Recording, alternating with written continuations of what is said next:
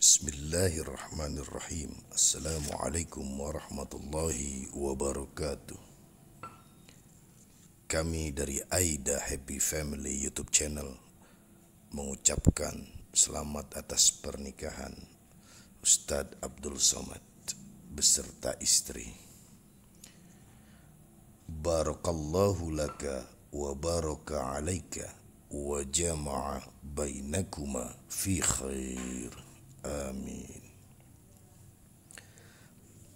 Para pemirsa YouTube channel Aida Happy Family, kita akan melihat bagaimana cara bergaul dengan wanita menurut Islam.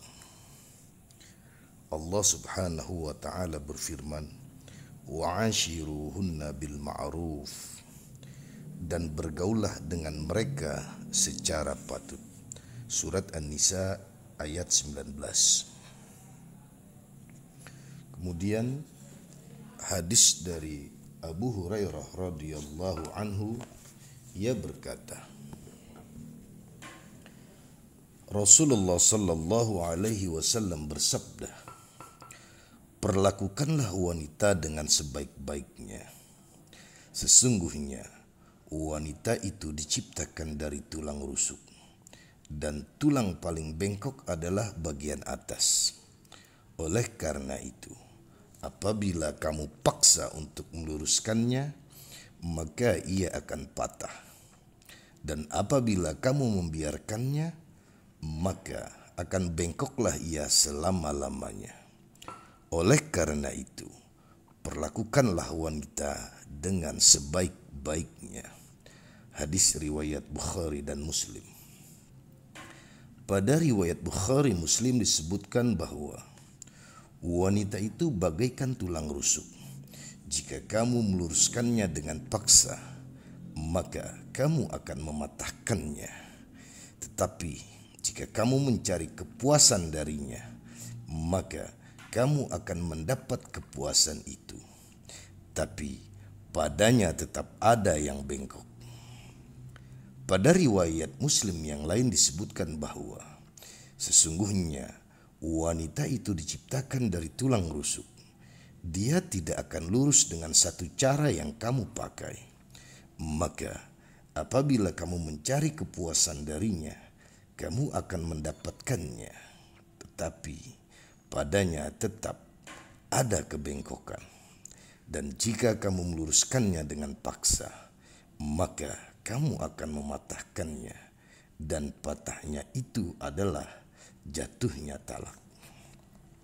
Dari Abdullah bin Zam'ah radhiyallahu anhu, ia mendengar Nabi Shallallahu alaihi wasallam berkhutbah dan bercerita tentang unta sebagai mukjizat Nabi Saleh dan orang yang membunuhnya. Rasulullah Shallallahu alaihi wasallam bersabda, "Ketika bangkit orang yang paling celaka di antara mereka, yaitu seorang pria yang amat kuat dan gagah perkasa, serta disegani kaumnya." Setelah selesai, beliau melanjutkan khutbahnya tentang wanita dan memberi nasihat tentang cara bergaul dengan wanita. Beliau bersabda, "Salah seorang di antara kalian ada yang sengaja memarahi istrinya, bahkan memukul bagaikan budaknya. Lalu pada malam harinya, mungkin ia bersetubuh dengannya." Selanjutnya, beliau menasihati para sahabat yang mereka tertawa karena ada yang buang angin. Beliau bertanya, "Mengapa salah seorang di antara kalian menertawakan sesuatu yang ia sendiri juga melakukannya?"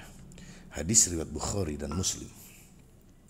Dari Abu Hurairah radhiyallahu anhu berkata, Rasulullah sallallahu alaihi wasallam bersabda, "Janganlah seorang pria mukmin memarahi seorang wanita mukmin. Apabila tidak suka terhadap salah satu perangainya, maka masih ada perangai lain yang menyenangkan." Hadis riwayat Muslim.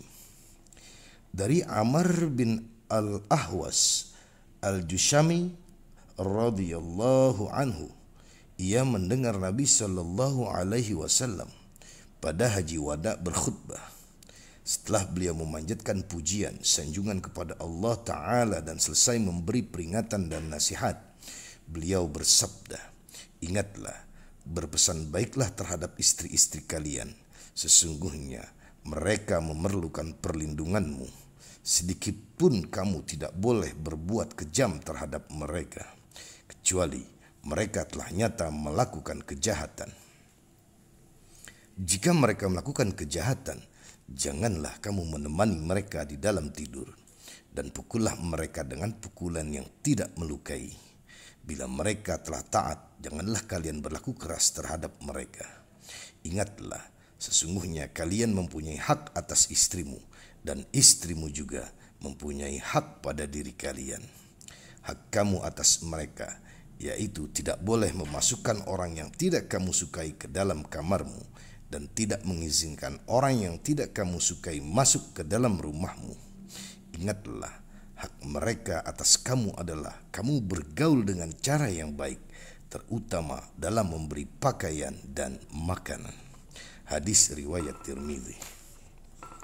Dari Muawiyah bin Haidah radhiyallahu anhu, ia berkata, "Aku bertanya kepada Rasulullah, apakah hak istri atas suaminya?"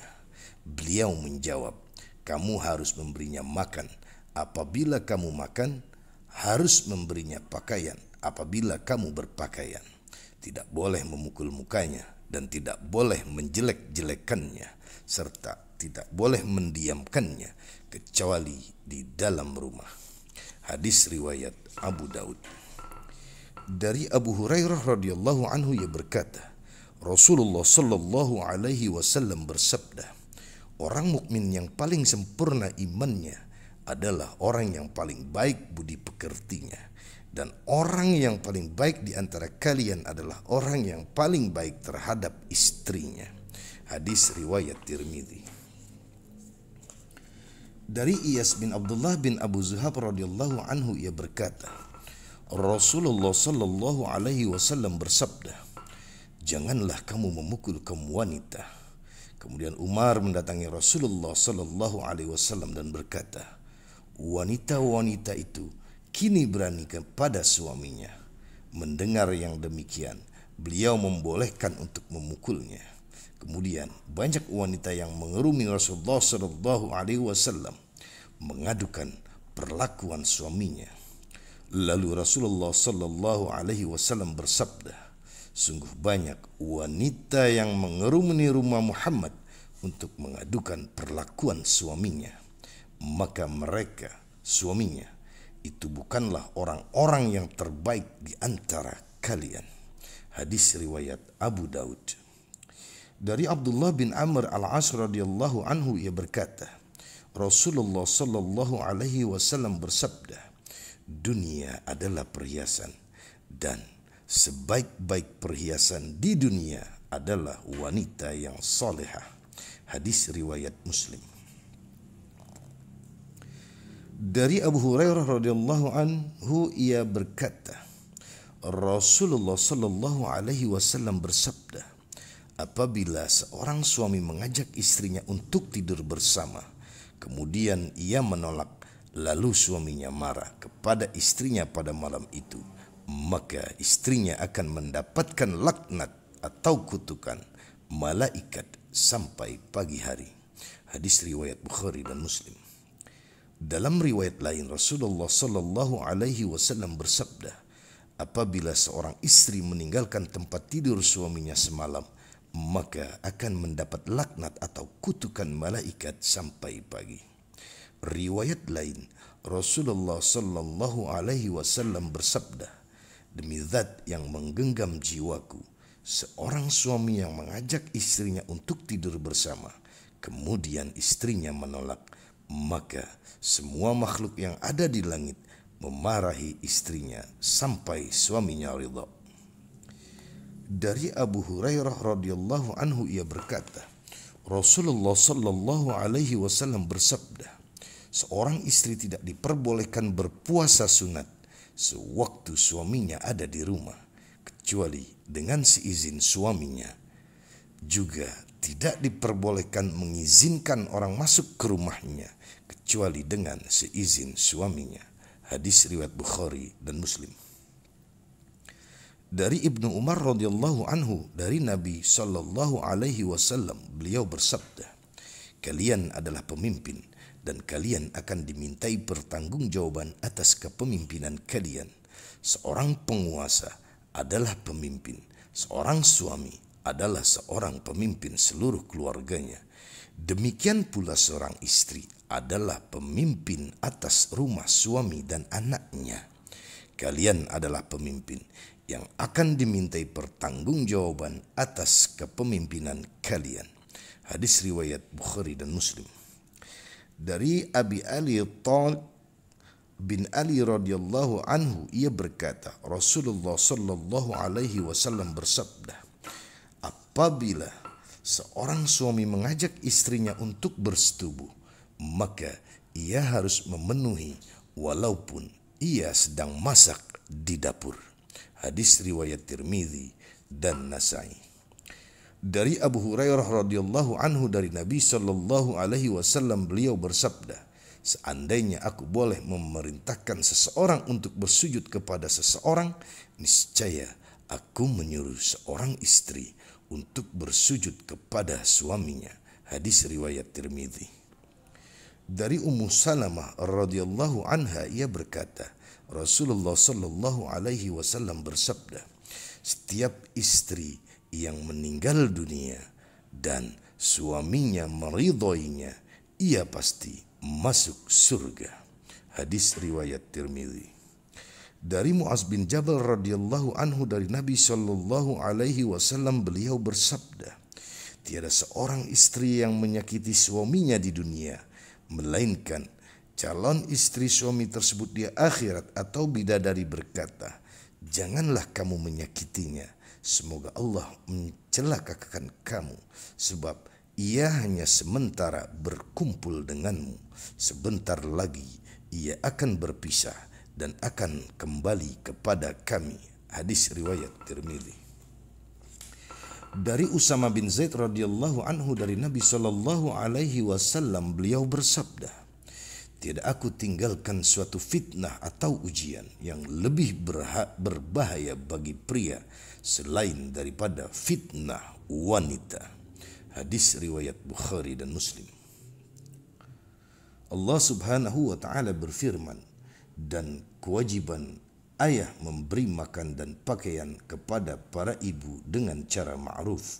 Surat Al-Baqarah ayat 233. Kemudian Allah berfirman, hendaklah orang yang mampu memberi nafkah menurut kemampuannya, dan orang yang disempitkan rezekinya hendaklah memberi nafkah dari harta yang diberikan Allah kepadanya. Allah tidak memikulkan beban kepada seseorang melainkan sekedar apa yang Allah berikan kepadanya. Surat At-Talaq ayat 7. Lalu, dan barang apa saja yang kamu nafkahkan, maka Allah akan menggantinya. Surat As-Saba ayat 39. Dari Abu Hurairah radhiyallahu anhu, ia berkata, Rasulullah sallallahu alaihi wasallam bersabda, 1 dinar yang kamu nafkahkan di jalan Allah, 1 dinar yang kamu nafkahkan untuk memerdekakan budak, 1 dinar yang kamu berikan kepada orang-orang miskin, dan 1 dinar yang kamu nafkahkan kepada keluargamu, maka yang paling besar pahalanya yaitu 1 dinar yang kamu nafkahkan kepada keluargamu. Hadis riwayat Muslim. Dari Abu Abdullah atau Abu Abdurrahman Thauban bin Bujdud, ia berkata, Rasulullah sallallahu alaihi wasallam bersabda, dinar yang paling utama adalah dinar yang dinafkahkan seseorang kepada keluarganya, dinar yang dinafkahkan untuk kendaraan di jalan Allah, dan dinar yang dinafkahkan untuk membantu teman seperjuangan di jalan Allah. Hadis riwayat Muslim. Dari Ummu Salamah radhiyallahu anha, ia berkata, aku bertanya kepada Rasulullah sallallahu alaihi wasallam, apakah aku mendapat pahala apabila aku memberi nafkah kepada putra-putra Abu Salamah? Karena aku tidak akan membiarkan mereka berkeliaran mencari makan ke sana kemari. Sesungguhnya mereka pun anak-anakku. Beliau menjawab, ya, kamu mendapatkan pahala terhadap apa yang kamu nafkahkan kepada mereka. Hadis riwayat Bukhari dan Muslim. Dari Sa'ad bin Abi Waqqas radhiyallahu anhu dalam hadis yang panjang yang kami tulis pada bab niat ini, ia berkata, Rasulullah sallallahu alaihi wasallam bersabda kepadanya, sesungguhnya apa saja yang kamu nafkahkan dengan maksud mencari keridhaan Allah, niscaya kamu akan diberi pahala sampai apa saja yang kamu sediakan untuk istrimu. Hadis riwayat Bukhari dan Muslim. Dari Abu Mas'ud Al-Badri radhiyallahu anhu dari Nabi sallallahu alaihi wasallam, beliau bersabda, apabila seseorang menafkahkan harta untuk keperluan keluarganya dan hanya berharap dapat mendapat pahala, maka hal itu akan dicatat sebagai sedekah baginya. Hadis riwayat Bukhari dan Muslim. Dari Abdullah bin Amr bin As radhiyallahu anhu, ia berkata, Rasulullah sallallahu alaihi wasallam bersabda, seseorang cukup dianggap berdosa apabila ia menyia-nyiakan orang yang harus diberi belanja. Hadis riwayat Bukhari dan Muslim. Dari Abu Hurairah radhiyallahu anhu, ia berkata, Nabi sallallahu alaihi wasallam bersabda, setiap pagi ada dua malaikat yang datang kepada seseorang. Yang satu berdoa, ya Allah, berikanlah ganti kepada orang yang menafkahkan hartanya. Dan yang lain berdoa, ya Allah, binasakanlah harta orang yang kikir. Hadis riwayat Bukhari dan Muslim. Dari Abu Hurairah radhiyallahu anhu dan Nabi sallallahu alaihi wasallam, beliau bersabda, tangan yang di atas atau pemberi itu lebih baik daripada tangan yang di bawah yang meminta. Dan dahulukanlah orang yang menjadi tanggunganmu. Sebaik-baik sedekah adalah sedekah yang diberikan oleh orang yang mempunyai kelebihan. Siapa saja yang menjaga kehormatan dirinya, maka Allah akan menjaga kehormatannya. Dan siapa saja yang merasa dirinya cukup, maka Allah akan mencukupkannya. Hadis riwayat Bukhari. Diambil dari kitab Riyadhus Shalihin karya Al-Imam Nawawi. Semoga bermanfaat untuk kami dan pendengar umumnya. Kurang dan lebih saya mohon maaf. Mohon maaf atas segala kesalahan dan kekurangan. Wassalamualaikum warahmatullahi wabarakatuh.